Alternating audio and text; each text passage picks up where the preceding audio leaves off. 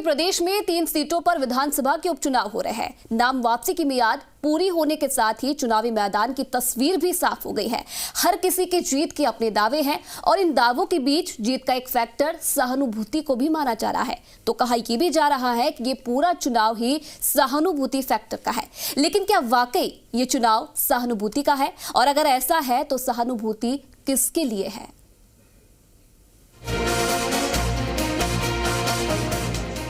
विधानसभा उपचुनाव में सभी पक्ष अपनी अपनी जीत के दावे कर रहे हैं। इसमें कांग्रेस, बीजेपी से लेकर आरएलपी शामिल है। चुनावी मुद्दों को सभी धड़े अपने तरीके से बता रहे हैं। इन मुद्दों में जीत का एक आधार सहानुभूति को भी बताया जा रहा है। लेकिन क्या सच में ऐसा कोई फैक्टर काम करता है? गायत्री देवी त्रिवेदी, कांग्रेस प्रत्याशी। सहाड़ा में कांग्रेस के विधायक रहे कैलाश त्रिवेदी का निधन हुआ। कांग्रेस ने उनके निधन के बाद परिवार के पक्ष में बनी सहानुभूति की लहर को भुनाने के लिए खुद कैलाश त्रिवेदी की पत्नी गायत्री त्रिवेदी को टिकट दे दिया। डॉक्टर रतनलाल जाट, बीजेपी प्रत्याशी। लेकिन गायत्री त्रिवेदी की तरह बीजेपी के प्रत्याशी डॉक्टर रतनलाल जाट के लिए भी यहां के लोगों में सहानुभूति दिख रही है। दरअसल रतनलाल जाट अपने प्रचार के दौरान मौजूदा उपचुनाव को अपना अंतिम चुनाव बता रहे हैं। बद्रीलाल जाट, आरएलपी प्रत्याशी। इसी तरह सहाड़ा में आरएलपी प्रत्याशी बद्रीलाल जाट के समर्थक भी सहानुभूति बटोरने की कोशिश में हैं। दरअसल बद्रीलाल जाट 2018 के विधानसभा चुनाव के समय बीजेपी प्रत्याशी रहे रूपलाल जाट के रिश्ते में भाई लगते हैं। दीप्ति माहेश्वरी, बीजेपी प्रत्याशी। राजसमंद सीट पर बीजेपी ने पूर्व मंत्री और दिवंगत विधायक किरण माहेश्वरी की बेटी दीप्ति माहेश्वरी को टिकट दिया है। दीप्ति भी नामांकन से लेकर चुनाव प्रचार के दौरान कई मौकों पर भावुक नजर आई और उनके साथ जनता भी भावुक नजर आ रही है। बीजेपी भी इस चुनाव को सहानुभूति का चुनाव मानने लगी है।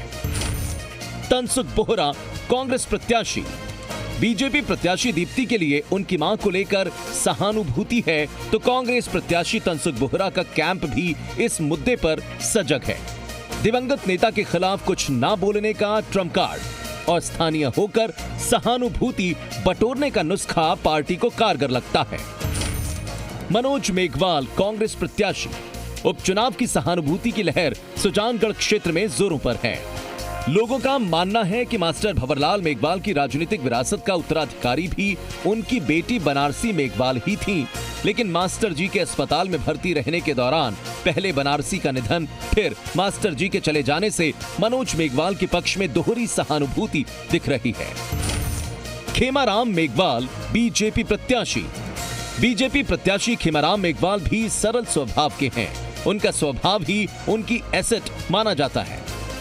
मनोज के पक्ष में सहानुभूति लहर की बात करते ही खेमाराम के समर्थक कहते हैं कि पिछला विधानसभा चुनाव हारने के बाद लोग खुद मानते हैं कि एक बार कांग्रेस और एक बार बीजेपी को जिताने वाली जनता इस बार बीजेपी के पक्ष में आ सकती है।